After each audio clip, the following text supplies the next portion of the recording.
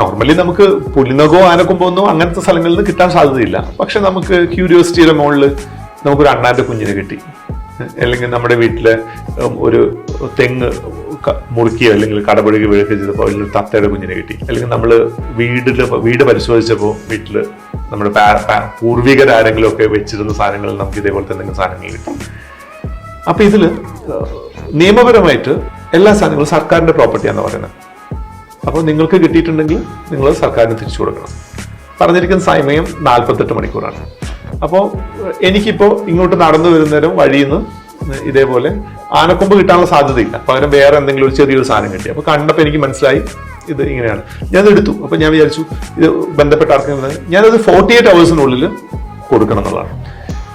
അപ്പോൾ ഒരു സാധ്യതയുള്ളതെന്ന് വെച്ചിട്ടുണ്ടെങ്കിൽ ഇത് ഞാൻ 48 hours കൊടുക്കാന്ന് വിചാരിച്ച് കൈവശം വെച്ചു. അപ്പൊ എന്നെ ആരെങ്കിലും ഒക്കെ വേറെ എന്തെങ്കിലും തരത്തിലുള്ള സെർച്ചിന്റെ മുകളിലേക്ക് പിടിക്കും, എന്റെ കയ്യിൽ നിന്ന് കണ്ടെത്തിയിട്ടുണ്ടെങ്കിൽ പിന്നെ ഞാൻ തെളിയിക്കാൻ നിൽക്കണം ഇത് എനിക്ക് കിട്ടിയിട്ട് 48 hours എത്ര സമയം ദൈർഘ്യം കഴിഞ്ഞു എന്നുള്ള.